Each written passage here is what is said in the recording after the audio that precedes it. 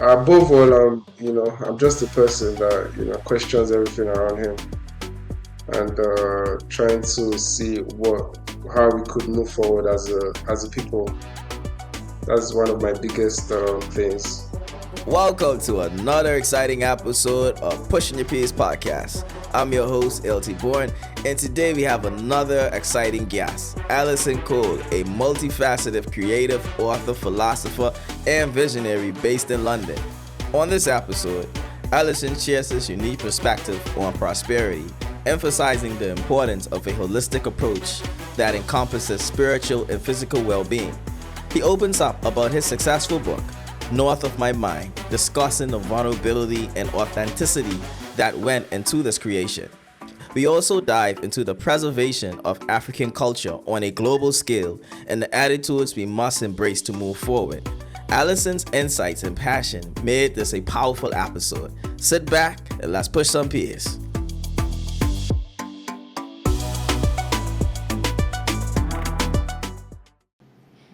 You know, Alison, one of the things I talk about in my book is prosperity. And, Mm. we do live in a capitalist, Prosperity. yeah, we do live in a capitalist society where it's all about the dollar bill. But some people don't think that way, and I know you have your philosophical beliefs as well. So share with me, what does prosperity means to you? Hmm. So I'll tell you about prosperity in different lights. So culturally, like I won't come out and say my culture doesn't influence me. Anyway, it does to an extent. But what I've done is I've tried to like unlearn like the toxic part of it, but I can't unlearn everything. So culturally, prosperity is basically being able to afford everything you want for yourself and your family. Being able to do that. Personally, I think it is subjective. So prosperity is basically, being in a good place and being able to like channel reach a point of self-actualization where you know yourself to the point that you're self-aware and you know what you can do and what you can't do. 90% of people don't have that. Forget about the world, forget about the extra material things. A lot of people, it might look like, oh yeah, this person is, they have it all together, but you see the way they act or the way they behave, and you know, okay, this person lacks that essence. Then for society, I think if they say, oh, he's prospering or he's prosperous, it's about money. They just think about money, what can he do for me? What can he do for the people around him? And I won't come out and say again that doesn't affect me in a way because there are times where I think and I'm like, whoa, look at that guy. He's like my age mates, but he has like $1 million car. And what's stopping me from doing that? Sometimes I get caught up in that as well, but I have to now ground myself again and say, okay, no, that's not my values. That's not really what I. If he comes, good, but if he doesn't come, cool. So yeah, those are like the three definition of prosperity. My personal one, and then things that influence outside of myself. Now, you mentioned something. You talked about self actualization, you talk about your values. Are you saying that on the road to prosperity, you must seek those things first and then we look at the monetary component of it? 100%, 100%. Because if say you prosper in like financially, you prosper financially, and you prosper, you still have to try and like prosper mentally as well and prosper spiritually. So if you prosper financially, you still you feel it. Nobody will tell you. You feel it inside. I know I don't even have that much money to be telling you money isn't everything, but I've spoken to the guys that have gotten there and they will tell you, yeah, there's something missing. So you still need to prosper mentally, you still need to prosper spiritually. Spiritually, it doesn't need to be overly religious or be fanatic or anything. You just need to, you know, stay, meditate a lot, stay grounded, know yourself. know what you can do, know your triggers, and know your traumas as well. So you're not caught up in a situation where someone uses one of your triggers to control your emotions, because then you could lose all of your financial prosperity by acting on that, or getting someone to trigger you because you do not know your triggers and you do not know how to like get out of it. So yeah, I think it's important to like have a balanced life. You know, Allison, I've done some research on you, and I can see you have a big family, a lot of brothers, right? And Yeah, you know, yeah, I do. Yeah. one of the concepts I talk about in my book is partnerships, and I can see that you and your brothers, you have a great partnership going in the world of business. Tell me, how did you guys form this group, and how is it working for you right now? That partnership with your brothers. Um, so I think the base, the foundation was laid by my parents.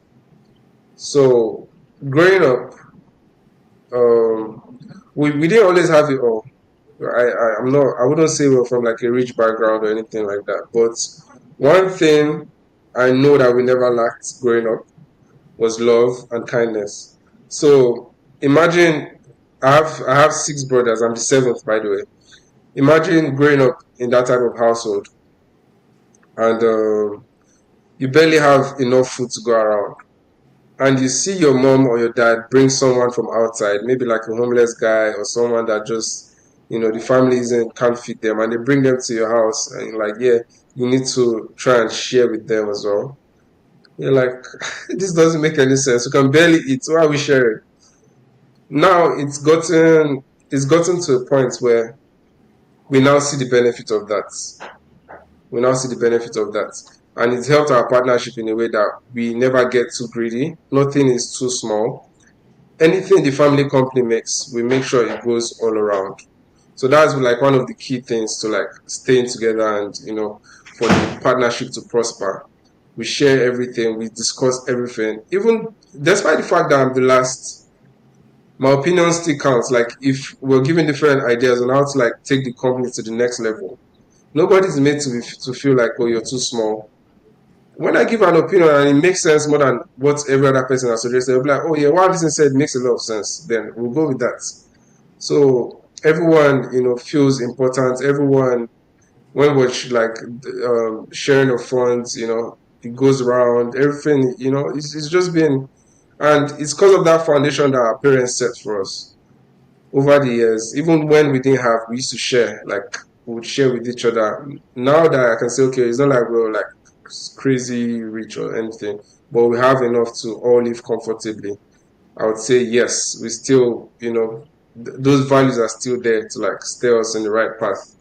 And we're still looking to even get bigger and bigger, expand our businesses to all over the world. You know, and I love how you talked about your family's core values being kindness and love, and how that eventually grew into prosperity. And you know, I come from a close knit community, family orientated community as well. And I want you to share some advice. You know, I know you talk about the humility and the openness, and not making your siblings feel small, and them not making you feel small. But there are some people listening Mm-hmm. who may want to go in business with their siblings or their cousins. You know, what advice would you give to them based on your experience? You know what? My problem with giving out advice, like everybody's experience is different. Because I've had friends that they'll tell you, you know what, I'm never going into any business with my sibling again because they took advantage of me because we're related, blah blah blah, things like that. So with everyone, I feel like it's different. The best thing to do is know your person, know your sibling. Or is this someone that is like always on time? Is this someone that is this someone that you can rely on? Is this someone that you just need to know your sibling, because it's not everybody can go into business with. So with me, I think I've been fortunate enough to like be able to, have reliable siblings, have siblings that look out for me, look out for themselves. Everyone looks out for everyone. But some people don't have that luxury. Sorry to say. So you just have to. Is it discernment? I don't. Is it discernment? You just have to. If someone you've grown up with, you need to know them. So if you think they are up to it, then go ahead. And that's the best partnership because that's someone that is your friend for life. You can't really lose it, except on like the like different circumstances that happens, which is unfortunate. But you just have to see them as your friend for life and then try and partner with them. If you think they will make good partners, yeah, go ahead. I don't see why not. Yeah. So, Allison, I want you to talk about your book now. North of My Mind. Not of my mind. I wrote down most of that in 2020, but I released it in 23. So that's just like I think I had like an existential crisis. And like I said, that was an outlet for me, like making sense of the world, making sense of my life, making sense of everything. And amongst that was like dealing with like love issues and like philosophy, trying to find something like to steer me towards the right direction. And the book literally mirrors all of that experience. That's what the book is. Literally what it is titled, North of My Mind. That was what was going through my head. Literally writing my thoughts on a piece of paper and then turned it into a book. When people pick it up and they read it, what are some of the comments you've gotten about it? Some of the words. What are some of the comments you have gotten about it? Some of the reviews. Um, okay, reviews. A lot of people my age, they're like, wow, this book literally saved my life. Like it points out problems I'm going through, and it's like, oh yeah, I'm not alone. As someone went through this, is going through this as well. So it gives them that sense of like belonging. Like, okay, there's someone going through this, and I found that a lot of people after reading it, they come and open up to me about different things. Because a lot of things I expressed in the book it has to do with like you know loads of unique experiences that most people wouldn't share. And if you're that vulnerable to share something like that, then people would look at you and say, okay, he's brave. The fact that he's done this is brave. So I got loads of people coming to say that to me. And another review, I had like loads of love pieces in there. They were like, wow, like is this really you? Because people that know me, they're like, this guy is gangster. He doesn't really care. But people were like, oh, we got to see that vulnerable side of you as well, like in a relationship. And then I was like, yeah, that's how I am in a relationship. But out of it, I just try not to do too much. So yeah, it's like a vulnerable journal. It's great to see men like us being vulnerable, especially black men, because a lot of times we bottle things Mm-hmm. up. We lead a lot of statistics in the mental health or even mental disorder. Yeah, suicide. Yeah, Mm-hmm. because we bottle up a lot of things, So I think you are leading a revolution with your writing, with being vulnerable, So I want to thank you for that, and I also want to encourage you to put out more books like that, because the community needs it, the diaspora needs it, the world needs it. Like we need more men being vulnerable and showing the world who we are, because the world continues to have us painted as monsters, and we are not monsters. And I think books like that humanizes our experience in this world, and it allows other people to come out and say how they're feeling as well. So, Allison, continue on your journey, bro. Thank you, brother. So also what I'm trying to do, I'm trying to like visualize my pieces as well, because I've discovered that a lot of people find it so hard to just open a book and sit down there and read, because over times like our attention span has reduced greatly. So the best thing now is like turn those pieces into like a short mini film video pieces and put it on Instagram, put it on TikTok, put it on YouTube. That's my next move. I think I've done like two or three of them, but I want to do more. Yeah, yeah, especially for this generation. Hmm. If Yeah, not, no one is going to hear it really. exactly.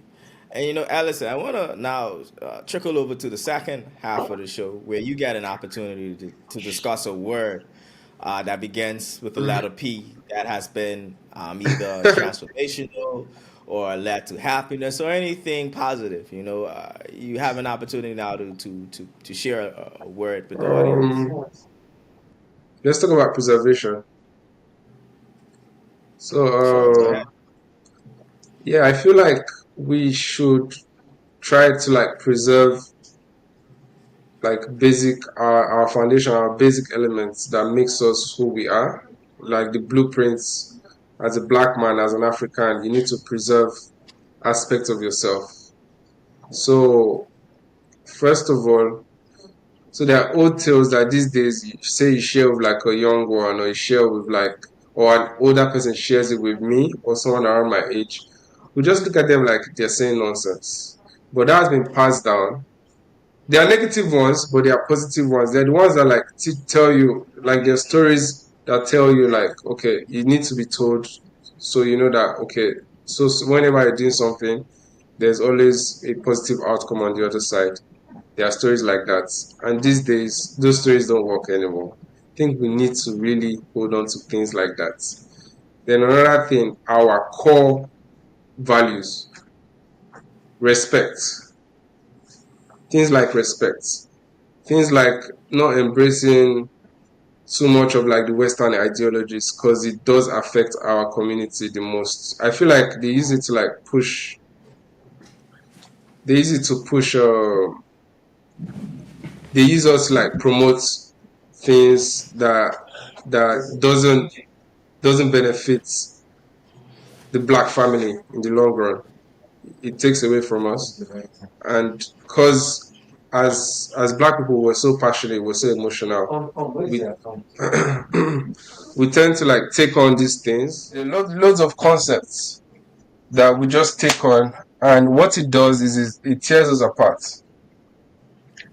And I feel like we get to a point where we realize, like, I think people are getting to that point now where you realize, oh wow, our grandfathers and our parents are actually right. Like there are some core values that just makes your path easier.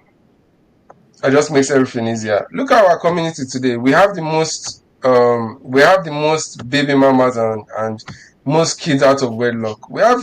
That's because of these things that we're forgetting. If we stick to those values, this wouldn't happen.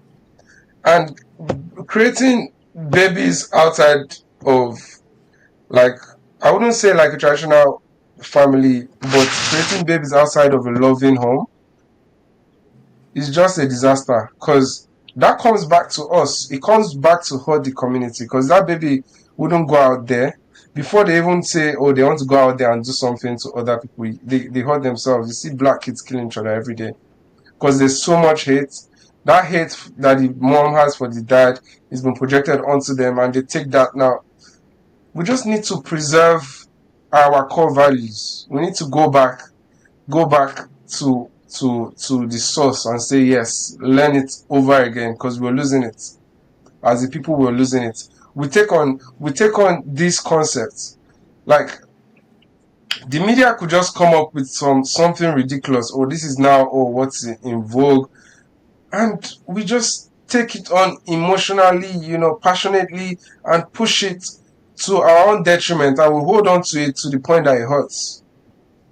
It doesn't make any sense. We don't need all of that. We need to really really go back and say yes. We need to set our community straight. I'm talking about Africans. I'm talking about Americans. I'm talking about Caribbeans. I'm talking about Black Latinos. Like, it doesn't matter where you're from. As long as you have that black gene in you, you really need to sit back and not be used as a tool to just push any political ideology. any new political ideology, we are the forefront. And if anything Yeah. happens, blacks are the ones getting arrested. We're not protected. A white man has that luxury. You don't have that luxury. We do not have that luxury. Alison, thank you so much for sharing that. So powerful. And we are winding down, but I just want you to talk about briefly some of those core values that our community need to focus on moving forward. We need to that sense of community, not just at the popular level. The sense of community these days only like it comes when it has to do with like someone that has a talent or something. Sense of community at like the basic level. So say um someone goes off and does something bad, instead of it to be a beef, you should correct that kid, go over to their parents' house, apologize. Because these days I see parents beefing, I'm like, what's going on? Like, why are parents beefing? This is something you correct the kid. If it comes down to smacking the kid, smack it, and don't let them inherit your beef. Because bro, I could go on and on about this. So, basic level, first of all, love. You have to love your neighbor, love your brother. If sometimes I feel like black people are more, not everybody black person, like some black people are more hateful towards other blacks, and you see them when they are with like other races. It's like they're more loving, and relationships as well. When it comes to relationships, we feel like we're at war with each other, black men and black women. This is one thing that pisses me the hell off. Go on Twitter, that's all I see. Like black men and black women arguing over nothing. Oh, white men love me more. Oh, white men love me more.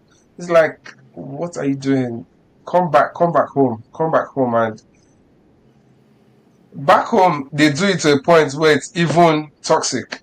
I feel like with the knowledge we have, with the education we have, with everything we have now, the resources, we can learn the positive, because everything that is good has its bad side. So you can learn the positive aspects and get rid of, just pick the good parts of it.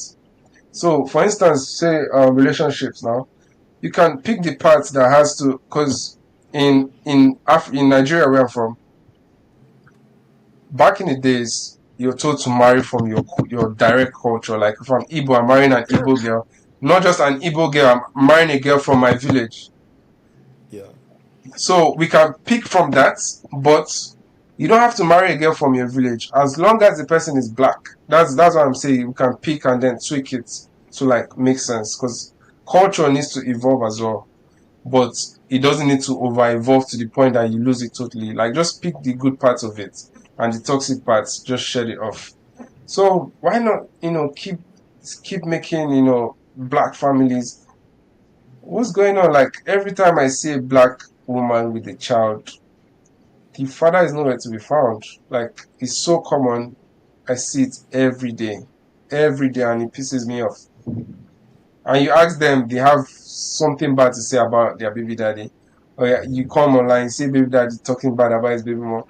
I'm like, no. If we follow what was set for us, it wouldn't be like that. First of all, you meet the girl's family, know the family, know that okay, this family is the family I want to get married into. You do it the traditional way, meet her, cut her for like a year, get married, start a family, things like that. It's been set out. It's been set out for us already, and we've gone and say, okay, we can do it the Western way, and now we've completely lost it. That's why people still have identity issues, because if you do it their way, they'll still do it better than you. They cut and they get married. It's like they sell it to you and they go back to the traditional means. They go back to the conventional way.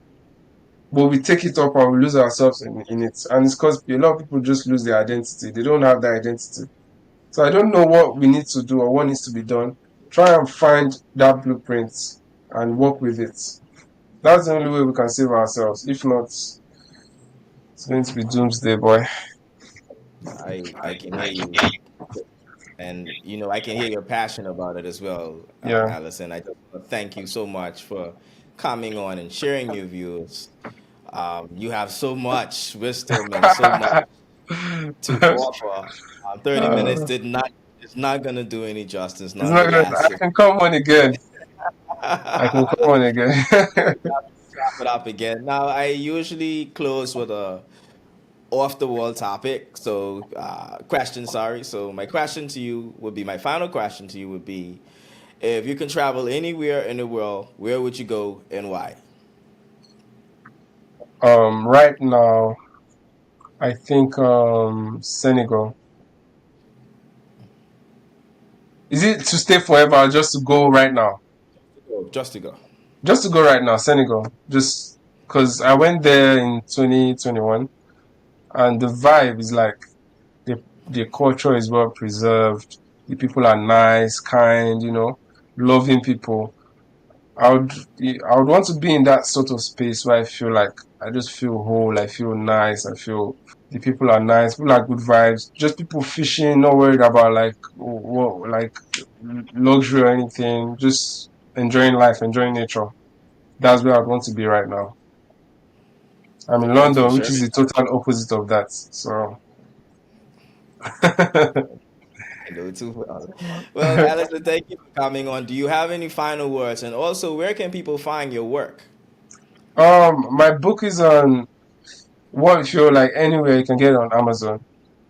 But if for people in like Nigeria, Africa, you get it from Roving Heights.